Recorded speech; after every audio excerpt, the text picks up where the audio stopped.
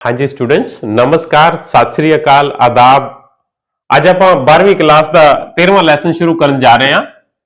ਦਲ ਖਾਲਸਾ ਦੀ ਉਤਪਤੀ ਅਤੇ ਇਸ ਦੀ ਯੁੱਧ ਪ੍ਰਣਾਲੀ। ਇਹਦੇ ਵਿੱਚ ਅਸੀਂ ਗੱਲ ਕਰਾਂਗੇ ਕਿ ਦਲ ਖਾਲਸਾ ਦਾ origin ਕਿਵੇਂ ਹੋਇਆ ਸੀ, ਦਲ ਖਾਲਸਾ ਕਿਵੇਂ ਬਣਾਇਆ ਗਿਆ ਸੀ, ਉਸ ਨੂੰ ਬਣਾਉਣ ਲਈ ਕਿਹੜੇ-ਕਿਹੜੇ ਕਾਰਨ ਜ਼ਿੰਮੇਵਾਰ ਸਨ, ਦਲ ਖਾਲਸਾ ਦੇ ਅਸੂਲ ਕੀ ਸਨ ਤੇ ਦਲ ਖਾਲਸਾ ਨੇ ਸਿੱਖ ਇਤਿਹਾਸ ਦੇ ਵਿੱਚ ਕੀ ਯੋਗਦਾਨ ਪਾਇਆ। आओ शुरू करते हैं।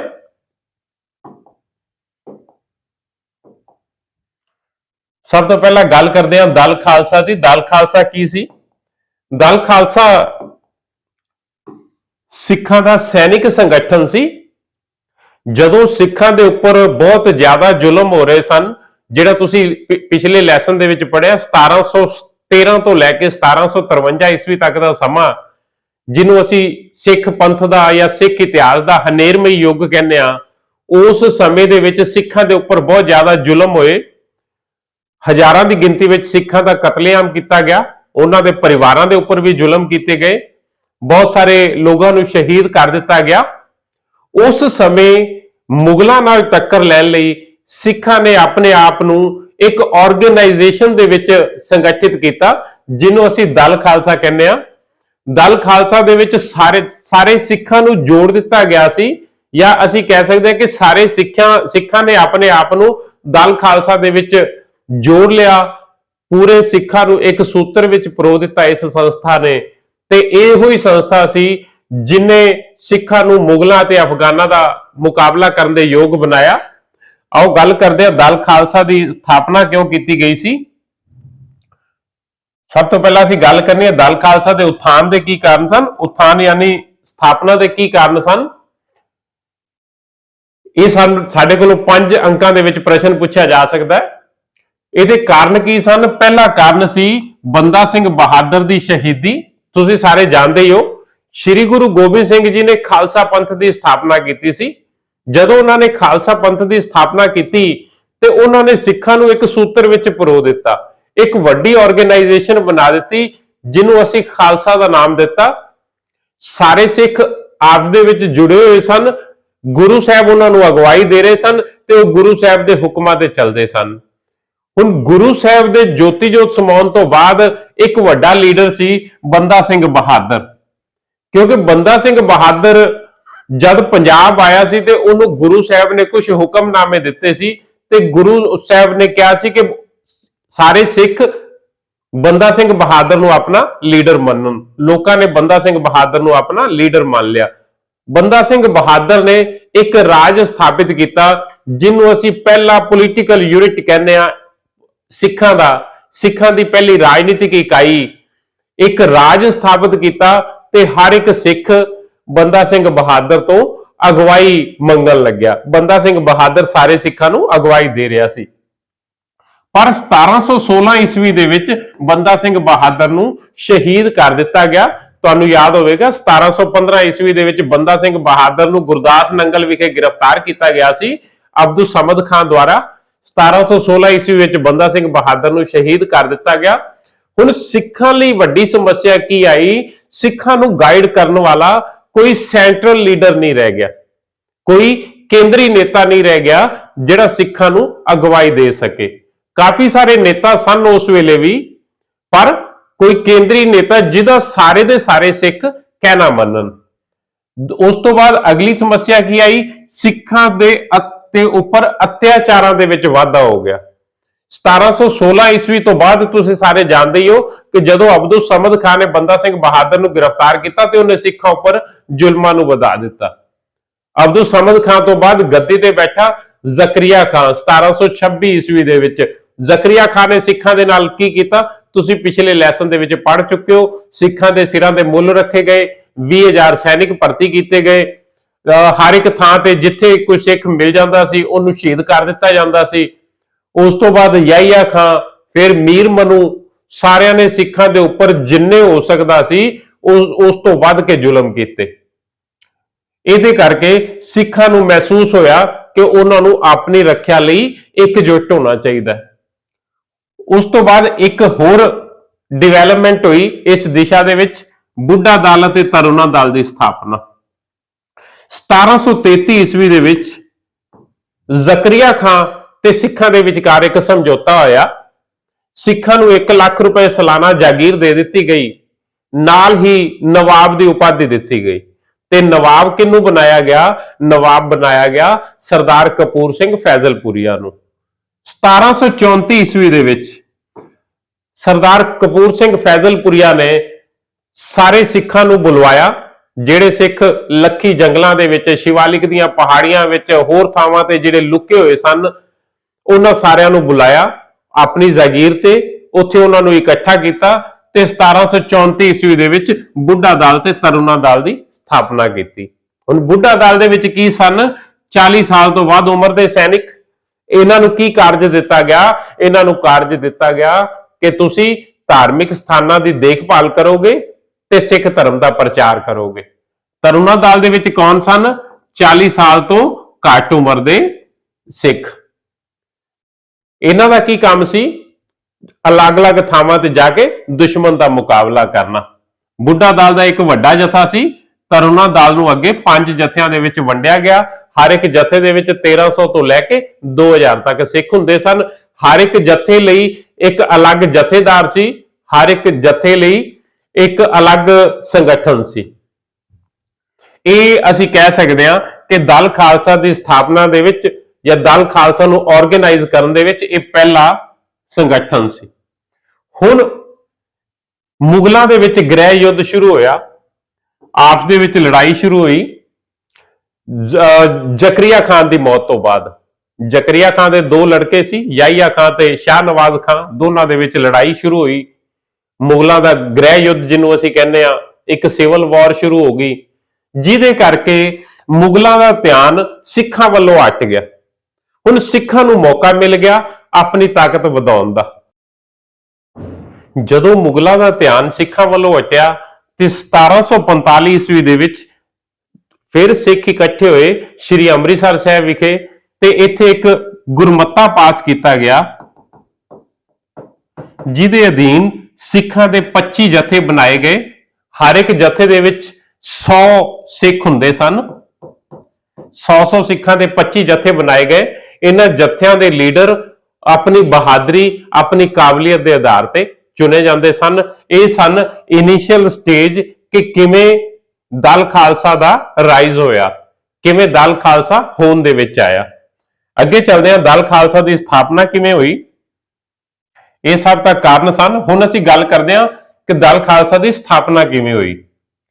ਜਿਵੇਂ ਕਿ ਤੁਸੀਂ ਸਾਰੇ ਜਾਣ ਹੀ ਚੁੱਕੇ ਹੋ, 1745 ਈਸਵੀ ਦੀ ਦੀਵਾਲੀ ਵੇਲੇ ਇੱਕ ਗੁਰਮਤਾ ਪਾਸ ਕੀਤਾ ਗਿਆ, ਜਿਹਦੇ ਅਧੀਨ 25 ਸਿੱਖਾਂ ਦੇ 100 ਸਿੱਖਾਂ ਦੇ 25 ਜਥੇ ਬਣਾਏ ਗਏ। ਹੁਣ 29 ਮਾਰਚ 1748 ਨੂੰ ਸ਼੍ਰੀ ਅੰਮ੍ਰਿਤਸਰ ਸਾਹਿਬ ਵਿਖੇ ਸਿੱਖਾਂ ਦਾ ਇੱਕ ਹੋਰ ਵੱਡਾ ਇਕੱਠ ਹੋਇਆ। ਇਹਦੇ ਵਿੱਚ ਸਾਰੇ ਸਿੱਖ ਇਕੱਠੇ ਹੋਏ। ਜਿਹੜੇ 25 ਜਥੇ ਉਦੋਂ ਤੱਕ, ਜਿਹੜੇ ਆਪਾਂ 1745 ਵਿੱਚ ਗੱਲ ਕੀਤੀ ਹੈ ਕਿ ਉਦੋਂ 25 ਜਥੇ ਬਣਾਏ ਗਏ ਸਨ, ਉਹਨਾਂ ਜਥਿਆਂ ਦੀ ਗਿਣਤੀ ਹੁਣ ਵੱਧ ਚੁੱਕੀ ਸੀ। ਲਗਭਗ ਇਹ ਜਿਹੜਾ 65 ਜਥੇ ਬਣ ਚੁੱਕੇ ਸਨ 100 ਸਿੱਖਾਂ ਦੇ। ਹੁਣ ਜਦ ਸਾਰੇ ਸਿੱਖ ਇਕੱਠੇ ਹੋਏ ਤੇ ਉੱਥੇ ਨਵਾਬ ਕਪੂਰ ਸਿੰਘ ਨੇ ਸੁਝਾਅ ਦਿੱਤਾ ਕਿ ਆਉਣ ਵਾਲੇ ਸਮੇਂ ਦੀਆਂ ਮੁਸ਼ਕਲਾਂ ਦਾ ਸਾਹਮਣਾ ਕਰਨ ਲਈ ਸਾਰੇ ਸਿੱਖਾਂ ਨੂੰ ਇਕੱਠੇ ਹੋਣਾ ਚਾਹੀਦਾ। ਸਾਰੇ ਲੋਕ ਜਿਹੜੇ ਉੱਥੇ ਸੰਗਤ ਬੈਠੇ ਸੀ, ਉਹ ਨਵਾਬ ਕਪੂਰ ਸਿੰਘ ਹੋਰਾਂ ਦੀ ਗੱਲ ਦੇ ਨਾਲ ਸਹਿਮਤ ਹੋ ਗਏ। ਜਦੋਂ ਸਹਿਮਤ ਹੋਏ ਤੇ ਦਲਾਂ ਦਾ ਪੁਨਰਗਠਨ ਕੀਤਾ ਗਿਆ। ਇੰਗਲਿਸ਼ ਦੇ ਵਿੱਚ ਜਿਹੜਾ ਅਸੀਂ ਵਰਡ ਯੂਜ਼ ਕਰਦੇ ਆ, ਰੀਆਰਗੇਨਾਈਜੇਸ਼ਨ। ਇਹਨਾਂ ਦਲਾਂ ਨੂੰ ਰੀਆਰਗੇਨਾਈਜ਼ ਕੀਤਾ ਗਿਆ। ਜਿਹੜੇ 65 ਜਥੇ ਸੀ, 65 ਜਥੇ ਸੀ, ਉਹਨਾਂ ਨੂੰ ਖਤਮ ਕਰਕੇ ਉਹਨਾਂ ਦੀ ਬਜਾਏ 12 ਵੱਡੇ ਜਥੇ ਬਣਾਏ ਗਏ। ਇਹਨਾਂ ਹਰੇਕ ਜਥੇ ਲਈ ਅਲੱਗ ਜਥੇਦਾਰ ਬਣਾਇਆ ਗਿਆ। ਹਰੇਕ ਜਥੇ ਦਾ ਅਲੱਗ ਝੰਡਾ ਸੀ, ਅਲੱਗ ਨਿਸ਼ਾਨ ਸੀ। ਹਰ ਇੱਕ ਜਥੇ ਲਈ ਨਿਯਮ ਬਣਾਏ ਗਏ। ਹੁਣ ਦਲ ਖਾਲਸਾ ਲਈ ਮੁੱਖ ਨਿਯਮ ਕਿਹੜੇ-ਕਿਹੜੇ ਸਨ? ਦਲ ਖਾਲਸਾ ਲਈ ਕਈ ਨਿਯਮ ਸਨ, ਲਿਖਤੀ ਨਹੀਂ ਸਨ ਪਰ ਨਿਯਮ ਸਨ। ਪਹਿਲਾ ਨਿਯਮ ਕੀ ਸੀ ਕਿ ਕੋਈ ਵੀ ਸਿੱਖ ਜਿਹੜਾ ਸ੍ਰੀ ਗੁਰੂ ਗੋਬਿੰਦ ਸਿੰਘ ਜੀ ਦੇ ਅਸੂਲਾਂ ਤੇ ਵਿਸ਼ਵਾਸ ਰੱਖਦਾ ਹੈ, ਉਹ ਦਲ ਖਾਲਸਾ ਦਾ ਮੈਂਬਰ ਬਣ ਸਕਦਾ ਹੈ। ਉਹਦੇ ਤੋਂ ਉਮੀਦ ਕੀਤੀ ਜਾਂਦੀ ਸੀ ਕਿ ਉਹਨੂੰ ਹਥਿਆਰ ਚਲਾਉਣੇ ਆਉਂਦੇ ਹੋਣ, ਉਹਨੂੰ ਘੋੜਸਵਾਰੀ ਕਰਨੀ ਆਉਂਦੀ ਹੋਵੇ, ਪਰ ਜੇ ਨਹੀਂ ਆਉਂਦੀ ਸੀ ਤਾਂ ਉਹਨੂੰ ਸ਼ਾਮਲ ਕਰ ਲਿਆ ਜਾਂਦਾ ਸੀ ਤੇ ਹਰ ਇੱਕ ਸਿੱਖ ਆਪਣੀ ਮਰਜ਼ੀ ਨਾਲ ਕਿਸੇ ਵੀ ਜਥੇ ਦੇ ਵਿੱਚ ਸ਼ਾਮਲ ਹੋ ਸਕਦਾ ਸੀ। ਹੁਣ ਇਹਦੇ ਨਾਲ ਨਾਲ ਇੱਕ ਹੋਰ ਇਹ ਵੱਡਾ ਨਿਯਮ ਸੀ, ਸਰਬੱਤ ਖਾਲਸਾ। ਹਰ ਸਾਲ ਦੀਵਾਲੀ ਅਤੇ ਵਿਸਾਖੀ ਦੇ ਮੌਕੇ ਤੇ ਸਰਬੱਤ ਖਾਲਸਾ ਦਾ ਸੰਮੇਲਨ ਬੁਲਾਇਆ ਜਾਂਦਾ ਸੀ। ਹੁਣ ਸਰਬੱਤ ਖਾਲਸਾ ਕੀ ਹੈ? ਸਰਬੱਤ ਤੋਂ ਭਾਵ ਹੈ ਸਾਰੀ ਦੁਨੀਆ ਦੇ, ਜਾਂ ਸਾਰੇ, ਸਾਰਾ ਖਾਲਸਾ। ਜਿੰਨੇ ਖਾਲਸਾ ਦੇ ਸਿੱਖ ਹੁੰਦੇ ਸਨ, ਜਿੰਨੇ ਦਲ ਖਾਲਸਾ ਦੇ ਵਿੱਚ ਮੈਂਬਰ ਹੁੰਦੇ ਸਨ, ਜਿਹੜੇ 12 ਜਥੇ, 12 ਜਥਿਆਂ ਦੇ ਜਥੇਦਾਰ ਤੇ ਹੋਰ ਸਾਰੇ ਮੋਤਬਰ ਸਿੱਖ ਸ਼੍ਰੀ ਅਕਾਲ ਤਖਤ ਸਾਹਿਬ ਵਿਖੇ ਇਕੱਠੇ ਹੁੰਦੇ ਸਨ। ਸ਼੍ਰੀ ਅੰਮ੍ਰਿਤਸਰ ਸਾਹਿਬ ਹਰੇਕ ਦੀਵਾਲੀ ਤੇ ਵਿਸਾਖੀ ਦੇ ਮੌਕੇ ਤੇ ਉੱਥੇ ਸਿੱਖ ਧਰਮ ਦੇ ਨਾਲ ਸੰਬੰਧਿਤ ਮਸਲਿਆਂ ਤੇ ਵਿਚਾਰਾਂ ਹੁੰਦੀਆਂ ਸਨ। ਉਹਨੂੰ ਸਰਬੱਤ ਖਾਲਸਾ ਕਿਹਾ ਜਾਂਦਾ ਸੀ। ਇਹ ਸੀ ਦਲ ਖਾਲਸਾ ਦਾ ਸੰਗਠਨ। ਅੱਗੇ ਗੱਲ ਕਰਦੇ ਹਾਂ ਦਲ ਖਾਲਸਾ ਦੀ ਸੈਨਿਕ ਪ੍ਰਣਾਲੀ। ਜੇ ਅਸੀਂ ਸੈਨਿਕ ਪ੍ਰਣਾਲੀ ਦੀ ਗੱਲ ਕਰੀਏ ਤੇ ਦਲ ਖਾਲਸਾ ਦੀ ਸੈਨਾ ਦਾ ਜਿਹੜਾ ਸਭ ਤੋਂ ਮੁੱਖ ਅੰਗ ਸੀ ਉਹ ਸੀ ਘੋੜਸਵਾਰ ਸੈਨਾ। ਘੋੜਸਵਾਰ ਸੈਨਾ ਦੀ ਬਹੁਤ ਰਿਸਪੈਕਟ ਸੀ ਦਲ ਖਾਲਸਾ ਦੀ ਫੌਜ ਦੇ ਵਿੱਚ। ਸਿੱਖ ਘੋੜਿਆਂ ਤੇ ਬੈਠ ਕੇ ਲੜਨਾ ਬਹੁਤ ਪਸੰਦ ਕਰਦੇ ਸਨ। ਉਹਨਾਂ ਦੇ ਘੋੜੇ ਬਹੁਤ ਤੇਜ਼ ਹੁੰਦੇ ਸਨ। 50-100 ਮੀਲ ਇੱਕ ਦਿਨ ਦੇ ਵਿੱਚ ਉਹ ਸਫ਼ਰ ਤੈਅ ਕਰ ਸਕਦੇ ਸਨ। ਉਹ ਸਮਾਂ ਵੀ ਇਹੋ ਜਿਹਾ ਸੀ ਕਿਉਂਕਿ ਉਸ ਵੇਲੇ ਸੜਕਾਂ ਨਹੀਂ ਹੁੰਦੀਆਂ ਸਨ, ਜੰਗਲਾਂ ਦੇ ਵਿੱਚੋਂ ਜਾਣਾ ਪੈਂਦਾ ਸੀ, ਸਹੂਲਤਾਂ ਥੋੜੀਆਂ ਹੁੰਦੀਆਂ ਸਨ। ਦੁਸ਼ਮਣ ਦਾ ਤੇਜ਼ੀ ਨਾਲ ਮੁਕਾਬਲਾ ਕਰਨ ਲਈ ਇੱਕ ਥਾਂ ਤੋਂ ਦੂਜੀ ਥਾਂ ਤੇ ਮੂਵ ਕਰਨਾ ਜ਼ਰੂਰੀ ਹੁੰਦਾ ਸੀ। ਇਸ ਲਈ ਘੋੜਸਵਾਰ ਸੈਨਾ ਨੂੰ ਬਹੁਤ ਮਹੱਤਵ ਦਿੱਤਾ ਜਾਂਦਾ ਸੀ। ਦੂਜੀ ਸੀ ਪੈਦਲ ਸੈਨਾ। ਪੈਦਲ ਸੈਨਾ ਲਈ ਇੱਕ ਹੋਰ ਸ਼ਬਦ ਵਰਤਿਆ ਜਾਂਦਾ ਹੈ, ਪਿਆਦਾ ਸੈਨਾ। ਪਿਆਦਾ ਸੈਨਾ ਦੇ ਦੋ ਮੁੱਖ ਕੰਮ ਹੁੰਦੇ ਸਨ, ਪਹਿਰਾ ਦੇਣਾ, ਕਿਲਿਆਂ ਦੀ ਰਾਖੀ ਕਰਨਾ। ਇਸ ਸੈਨਾ ਨੂੰ ਬਹੁਤ ਜ਼ਿਆਦਾ ਮਹੱਤਵਪੂਰਨ ਨਹੀਂ ਸਮਝਿਆ ਜਾਂਦਾ ਸੀ। ਸਿੱਖ ਆਮ ਤੌਰ ਤੇ ਇਸ ਸੈਨਾ ਦੇ ਵਿੱਚ ਸ਼ਾਮਿਲ ਹੋਣਾ ਪਸੰਦ ਨਹੀਂ ਕਰਦੇ ਸਨ। ਹਾਂ, ਬਾਅਦ ਦੇ ਵਿੱਚ ਜਦੋਂ ਮਹਾਰਾਜਾ ਰਣਜੀਤ ਸਿੰਘ ਦਾ ਸਮਾਂ ਸ਼ੁਰੂ ਹੋਇਆ ਤੇ ਮਹਾਰਾਜਾ ਰਣਜੀਤ ਸਿੰਘ ਨੇ ਜਿਹੜੀ ਪੈਦਲ ਸੈਨਾ ਨੂੰ ਸਿਖਲਾਈ ਦਿੱਤੀ, ਉਦੋਂ ਕਾਫੀ ਸਿੱਖ ਇਹਦੇ ਵਿੱਚ ਸ਼ਾਮਲ ਹੋਣ ਲੱਗੇ। ਪਰ ਜੇ ਅਸੀਂ ਦਲ ਖਾਲਸਾ ਦੀ ਸੈਨਿਕ ਪ੍ਰਣਾਲੀ ਦੀ ਗੱਲ ਕਰੀਏ ਤੇ ਪਿਆਦਾ ਸੈਨਾ ਨੂੰ ਕੋਈ ਖਾਸ ਮਹੱਤਵ ਨਹੀਂ ਦਿੱਤਾ ਜਾਂਦਾ ਸੀ। ਤੀਸਰਾ ਸੀ ਸ਼ਸਤਰ, ਹਥਿਆਰ। ਸਿੱਖਾਂ ਦੇ ਕੋਲ ਛੋਟੇ ਹਥਿਆਰ ਸਨ, ਜ਼ਿਆਦਾ ਵੱਡੇ ਹਥਿਆਰ ਨਹੀਂ ਸਨ। ਛੋਟੇ ਛੋਟੇ ਹਥਿਆਰ, ਤਲਵਾਰਾਂ, ਬਰਸ਼ੇ, ਖੰਡੇ, ਨੇਜ਼ੇ। ਉਸ ਤੋਂ ਬਾਅਦ ਅਸੀਂ ਗੱਲ ਕਰ ਸਕਦੇ ਹਾਂ ਕੁਹਾੜੀਆਂ। ਇਹ ਚੀਜ਼ਾਂ ਦੀ ਵਰਤੋਂ, ਤੀਰ ਕਮਾਨ, ਇਹ ਜਿਹੜੇ ਸਿੱਖਾਂ ਦੇ ਮੇਨ ਹਥਿਆਰ ਹੁੰਦੇ ਸਨ।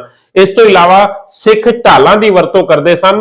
ਢਾਲ ਇੱਕ ਹਥਿਆਰ ਹੁੰਦਾ ਹੈ ਜਿਹਦੇ ਨਾਲ ਦੁਸ਼ਮਣ ਦਾ ਵਾਰ ਰੋਕਿਆ ਜਾਂਦਾ ਹੈ।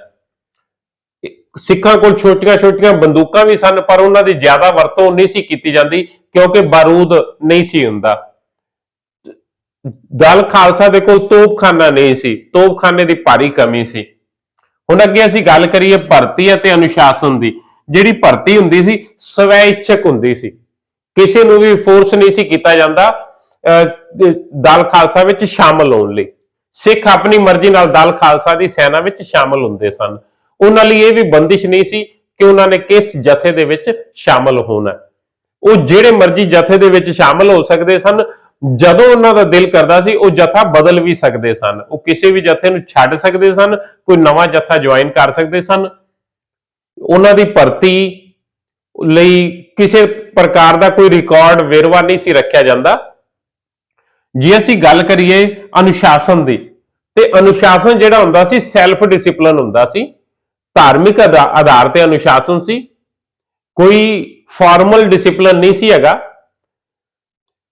ਆਮ ਤੌਰ ਤੇ ਜਿਹੜਾ ਇਸ ਸਿੱਖ ਸੰਗਠਨ ਦੇ ਵਿੱਚ ਜਿੰਨੇ ਫੈਸਲੇ ਲਏ ਜਾਂਦੇ ਸਨ ਉਹ ਸਰਬੱਤ ਖਾਲਸਾ ਦੁਆਰਾ ਲਏ ਜਾਂਦੇ ਸਨ। ਹਰ ਸਾਲ 2 ਵਾਰ, ਜਿੱਦਾਂ ਆਪਾਂ ਗੱਲ ਕੀਤੀ, ਸਰਬੱਤ ਖਾਲਸਾ ਬੁਲਾਇਆ ਜਾਂਦਾ ਸੀ। ਉਹਦੇ ਵਿੱਚ ਗੁਰਮਤਾ ਪਾ ਕੇ ਡਿਸੀਜਨ ਲਏ ਜਾਂਦੇ ਸਨ ਤੇ ਜਿਹੜੀ ਚੀਜ਼ ਸਿੱਖਾਂ ਨੂੰ ਕਹਿ ਦਿੱਤੀ ਜਾਂਦੀ ਸੀ, ਸਿੱਖ ਉਹਨੂੰ ਪਰਮਾਤਮਾ ਦਾ ਹੁਕਮ ਸਮਝ ਕੇ ਮੰਨਦੇ ਸਨ। ਇਸ ਕਰਕੇ ਉਹਨਾਂ ਵਿੱਚ ਅਨੁਸ਼ਾਸਨ ਸੀ। ਰਸਮੀ ਅਨੁਸ਼ਾਸਨ ਨਹੀਂ ਸੀ, ਪਰ ਸਿੱਖ ਆਪਣੇ ਆਪ ਵਿੱਚ ਬਹੁਤ ਅਨੁਸ਼ਾਸਿਤ ਸਨ। ਜੇ ਅਸੀਂ ਗੱਲ ਕਰੀਏ ਤਨਖਾਹ ਦੀ, ਤੇ ਸਿੱਖਾਂ ਨੂੰ ਕੋਈ ਰੈਗੂਲਰ ਤਨਖਾਹ ਨਹੀਂ ਦਿੱਤੀ ਜਾਂਦੀ ਸੀ। ਉਹਨਾਂ ਨੂੰ ਸਿਰਫ ਲੁੱਟਮਾਰ ਦੇ ਵਿੱਚੋਂ ਹਿੱਸਾ ਦਿੱਤਾ ਜਾਂਦਾ ਸੀ। ਬਾਅਦ ਦੇ ਵਿੱਚ ਜਦੋਂ ਦਲ ਖਾਲਸਾ ਇਸਟੈਬਲਿਸ਼ ਹੋ ਗਿਆ, ਜਦੋਂ ਜਥੇ ਕੁਝ ਥਾਵਾਂ ਤੇ ਪਰਮਾਨੈਂਟ ਹੋ ਗਏ, ਉਹਨਾਂ ਦੇ ਕੋਲ ਜਿਹੜੀਆਂ ਜ਼ਮੀਨਾਂ ਸੀ, ਉਹਨਾਂ ਜ਼ਮੀਨਾਂ ਦੀ ਆਮਦਨ ਦੇ ਵਿੱਚੋਂ ਉਹਨਾਂ ਨੂੰ, ਸੈਨਿਕਾਂ ਨੂੰ ਹਿੱਸਾ ਦਿੱਤਾ ਜਾਂਦਾ ਸੀ। ਇਸ ਤੋਂ ਇਲਾਵਾ ਜਦੋਂ ਕੋਈ ਸੈਨਿਕ ਜ਼ਖਮੀ ਹੋ ਜਾਂਦਾ ਸੀ, ਜਦੋਂ ਜਾਂ ਕਿਸੇ ਸੈਨਿਕ ਕੋਈ ਦੀ ਸ਼ਹੀਦੀ ਹੋ ਜਾਂਦੀ ਸੀ ਤੇ ਉਹਨਾਂ ਦੇ ਪਰਿਵਾਰ ਵਾਲਿਆਂ ਨੂੰ ਮੁਆਵਜ਼ਾ ਵੀ ਦਿੱਤਾ ਜਾਂਦਾ ਸੀ। ਤੇ ਹੁਣ ਜਿਹੜੀ ਸਭ ਤੋਂ ਮੇਨ ਚੀਜ਼ ਦੀ ਅਸੀਂ ਗੱਲ ਕਰਨੀ ਹੈ ਉਹ ਹੈ ਗੁਰੀਲਾ ਯੁੱਧ ਪ੍ਰਣਾਲੀ। ਦਲ ਖਾਲਸਾ ਦੀ ਸਭ ਤੋਂ ਵੱਡੀ ਵਿਸ਼ੇਸ਼ਤਾ ਇਹਨਾਂ ਦੀ ਗੁਰੀਲਾ ਯੁੱਧ ਪ੍ਰਣਾਲੀ ਸੀ। ਗੁਰੀਲਾ ਯੁੱਧ ਪ੍ਰਣਾਲੀ ਵਾਸਤੇ ਇੱਕ ਸ਼ਬਦ ਵਰਤਿਆ ਜਾਂਦਾ ਹੈ, ਛਾਪਾਮਾਰ ਯੁੱਧ ਪ੍ਰਣਾਲੀ। ਛਾਪਾਮਾਰ ਯੁੱਧ ਪ੍ਰਣਾਲੀ ਦੇ ਵਿੱਚ ਜਿਸ ਪ੍ਰਕਾਰ ਛਾਪਾ ਮਾਰਿਆ ਜਾਂਦਾ ਹੈ, ਉਸੇ ਪ੍ਰਕਾਰ ਦੁਸ਼ਮਣ ਦੇ ਉੱਪਰ ਉਦੋਂ ਹਮਲਾ ਕੀਤਾ ਜਾਂਦਾ ਹੈ ਜਦੋਂ ਦੁਸ਼ਮਣ ਨੂੰ ਉਮੀਦ ਨਹੀਂ ਹੁੰਦੀ ਕਿ ਉਹਦੇ ਤੇ ਹਮਲਾ ਕੀਤਾ ਜਾਵੇਗਾ।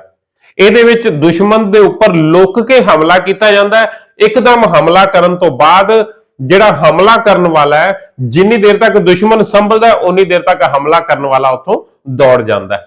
ਸਿੱਖਾਂ ਨੇ ਗੁਰੀਲਾ ਯੁੱਧ ਪ੍ਰਣਾਲੀ ਅਪਣਾਈ। ਇਸ ਪ੍ਰਣਾਲੀ ਦੇ ਨਾਲ ਸਿੱਖਾਂ ਨੇ ਮੁਗਲਾਂ ਤੇ ਅਫਗਾਨਾਂ ਦਾ ਬੜਾ ਨੁਕਸਾਨ ਕੀਤਾ। ਹੁਣ ਇਹ ਗੁਰੀਲਾ ਯੁੱਧ ਪ੍ਰਣਾਲੀ ਅਪਣਾਈ ਕਿਉਂ ਗਈ ਸੀ? ਇਹਦੇ ਵੀ ਕਈ ਕਾਰਨ ਨੇ। ਸਭ ਤੋਂ ਪਹਿਲਾ ਕਾਰਨ ਤਾਂ ਹੈ ਕਿ ਸਿੱਖਾਂ ਦੇ ਕੋਲ ਮੁਗਲਾਂ ਨਾਲੋਂ ਸਾਧਨ ਬਹੁਤ ਸੀਮਤ ਸਨ। ਜਿਸ ਪ੍ਰਕਾਰ ਤੁਸੀਂ ਪੜਿਆ, ਇਹਨਾਂ ਕੋਲ ਜ਼ਿਆਦਾ ਵੱਡੇ ਹਥਿਆਰ ਨਹੀਂ ਸੀ, ਤੋਪਖਾਨਾ ਨਹੀਂ ਸੀ, ਇਸ ਲਈ ਆਮਨੇ ਸਾਹਮਣੇ ਦੀ ਲੜਾਈ ਨਹੀਂ ਲੜ ਸਕਦੇ ਸਨ। ਦੂਜਾ, ਜਦੋਂ ਸਿੱਖਾਂ ਦੇ ਖਿਲਾਫ ਜ਼ੁਲਮ ਕੀਤੇ ਗਏ, ਜਦੋਂ ਵੀ ਸਿੱਖਾਂ ਦਾ ਸਾਹਮਣਾ ਹੁੰਦਾ ਸੀ ਮੁਗਲ ਫੌਜਾਂ ਦੇ ਨਾਲ, ਤੇ ਉਸ ਵੇਲੇ ਸਿੱਖਾਂ ਨੂੰ ਦੌੜਨਾ ਪੈਂਦਾ ਸੀ ਜਾਂ ਸ਼ਹੀਦੀਆਂ ਪਾਉਣੀਆਂ ਪੈਂਦੀਆਂ ਸਨ।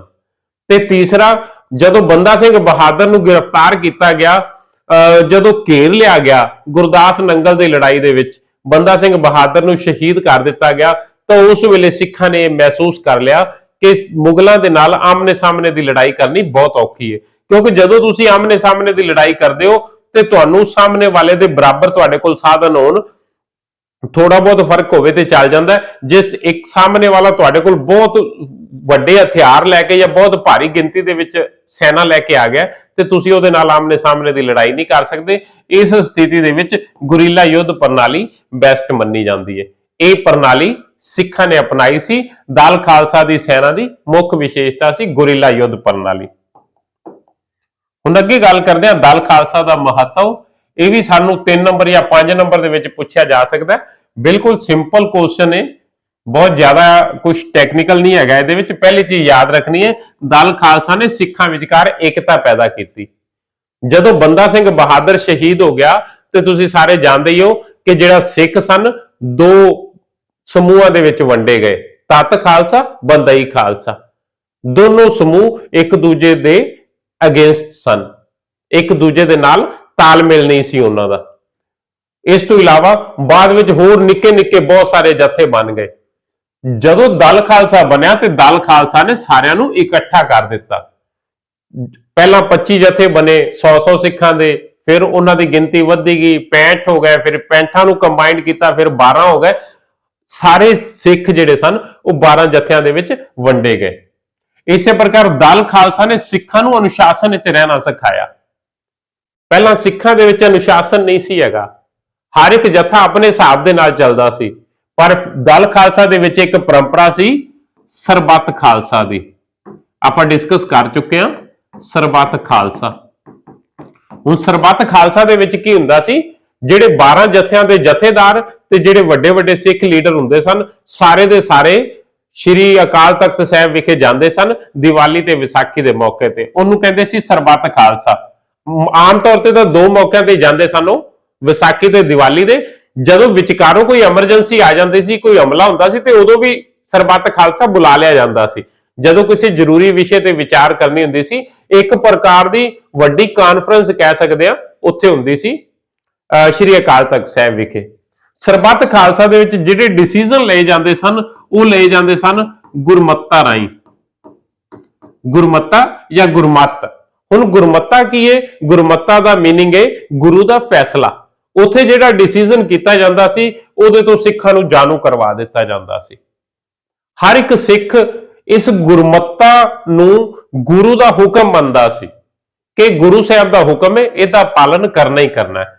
ਇਸ ਕਰਕੇ ਜਿਹੜਾ ਸੀ ਸਿੱਖਾਂ ਦੇ ਵਿੱਚ ਅਨੁਸ਼ਾਸਨ ਪੈਦਾ ਹੋਇਆ।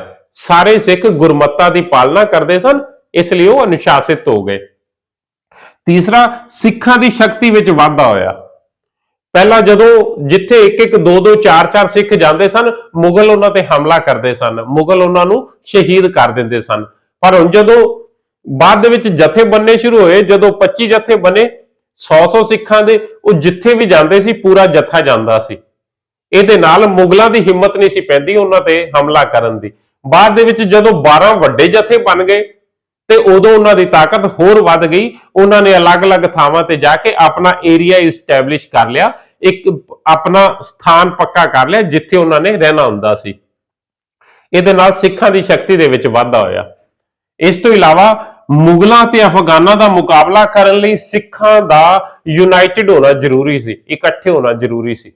ਜਦੋਂ ਦਲ ਖਾਲਸਾ ਬਣ ਗਿਆ ਤੇ ਜਦੋਂ ਵੀ ਕੋਈ ਲੜਾਈ, ਕੋਈ ਯੁੱਧ ਕਰਨਾ ਹੁੰਦਾ ਸੀ ਤੇ 12 ਦੇ 12 ਜਥੇ ਇਕੱਠੇ ਹੋ ਜਾਂਦੇ ਸਨ। ਉਹਨਾਂ 12 ਜਥਿਆਂ ਦੇ ਜਥੇਦਾਰਾਂ ਵਿੱਚੋਂ ਇੱਕ ਜਥੇਦਾਰ ਨੂੰ ਉਹਨਾਂ ਦਾ ਲੀਡਰ ਘੋਸ਼ਿਤ ਕਰ ਦਿੱਤਾ ਜਾਂਦਾ ਸੀ ਕਿਸੇ ਵੀ ਯੁੱਧ ਨੂੰ ਕਰਨ ਲਈ। ਇਹਦੇ ਨਾਲ ਕੀ ਹੁੰਦਾ ਸੀ, ਇਹਦੇ ਨਾਲ ਉਹਨਾਂ ਵਿੱਚ ਤਾਲਮੇਲ ਬਣ ਜਾਂਦਾ ਸੀ। ਇਸ ਤਰੀਕੇ ਦੇ ਨਾਲ ਉਹ ਮੁਗਲਾਂ ਤੇ ਅਫਗਾਨਾਂ ਦਾ ਮੁਕਾਬਲਾ ਕਰਨ ਦੇ ਯੋਗ ਬਣੇ। ਇਹੋ ਹੀ ਜਥੇ ਬਾਅਦ ਦੇ ਵਿੱਚ ਸਿੱਖ ਮਿਸਲਾਂ ਦਾ ਆਧਾਰ ਬਣੇ। 12 ਜਥਿਆਂ ਤੋਂ ਬਾਅਦ ਦੇ ਵਿੱਚ 12 ਮਿਸਲਾਂ ਬਣੀਆਂ। ਉਹ 12 ਮਿਸਲਾਂ ਜਿਹੜੀਆਂ ਪੰਜਾਬ ਨੂੰ ਇੱਕ ਰਾਜਨੀਤਿਕ ਸ਼ਕਤੀ ਦੇ ਵਿੱਚ ਜਿਨ੍ਹਾਂ ਨੇ ਤਬਦੀਲ ਕਰ ਦਿੱਤਾ। ਇਹਨਾਂ ਜਥਿਆਂ ਤੋਂ ਹੀ ਬਾਅਦ ਦੇ ਵਿੱਚ ਸਿੱਖ ਮਿਸਲਾਂ ਦੀ ਸਥਾਪਨਾ ਹੋਈ।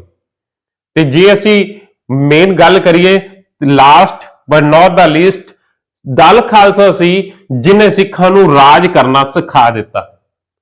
ਰਾਜ ਕਰਨ ਦੀ ਸ਼ੁਰੂਆਤ ਬੰਦਾ ਸਿੰਘ ਬਹਾਦਰ ਨੇ ਕੀਤੀ ਸੀ।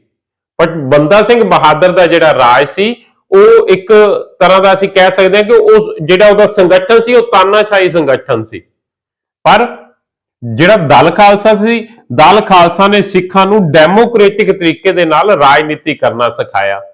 ਹਰ ਇੱਕ ਨੂੰ ਰਿਸਪੈਕਟ ਦੇਣਾ, ਹਰ ਇੱਕ ਦੀ ਸਲਾਹ ਲੈਣਾ, ਉਸ ਤੋਂ ਬਾਅਦ ਨਿਯਮਾਂ ਨੂੰ ਲਾਗੂ ਕਰਨਾ, ਨਿਯਮਾਂ ਦਾ ਪਾਲਨ ਕਰਾਉਣਾ ਤੇ ਕਿਸ ਪ੍ਰਕਾਰ ਦੇ ਨਾਲ ਰਾਜ ਨੂੰ ਇਸਟੈਬਲਿਸ਼ ਕਰਨਾ ਹੈ, ਉਹ ਅਸਲ ਦੇ ਵਿੱਚ ਦਲ ਖਾਲਸਾ ਨੇ ਸਿਖਾਇਆ। ਦਲ ਖਾਲਸਾ ਨੇ ਜੋ ਕਿ ਪਹਿਲਾਂ ਇੱਕ ਸੈਨਿਕ ਸੰਗਠਨ ਦੇ ਰੂਪ ਵਿੱਚ ਬਣਿਆ ਸੀ, ਦਲ ਖਾਲਸਾ ਦਾ ਸੰਗਠਨ, ਜੇ ਉਹੀ ਸੰਗਠਨ ਬਾਅਦ ਦੇ ਵਿੱਚ ਸਿੱਖਾਂ ਨੂੰ ਇੱਕ ਵੱਡੀ ਰਾਜਨੀਤਿਕ ਸ਼ਕਤੀ ਦੇ ਰੂਪ ਵਿੱਚ ਪਰਿਵਰਤਿਤ ਕਰ ਗਿਆ। ਇਹ ਸੀ ਦਲ ਖਾਲਸਾ ਦਾ ਮਹੱਤਵ। ਉਮੀਦ ਹੈ ਸਾਰਾ ਲੈਸਨ ਤੁਹਾਨੂੰ ਚੰਗੀ ਤਰ੍ਹਾਂ ਸਮਝ ਆ ਗਿਆ ਹੋਵੇਗਾ। ਜੇਕਰ ਕਿਸੇ ਪ੍ਰਕਾਰ ਦਾ ਕੋਈ ਕਨਫਿਊਜ਼ਨ ਹੈ ਤੇ ਤੁਸੀਂ ਮੈਨੂੰ ਕਮੈਂਟ ਕਰਕੇ ਪੁੱਛ ਸਕਦੇ ਹੋ।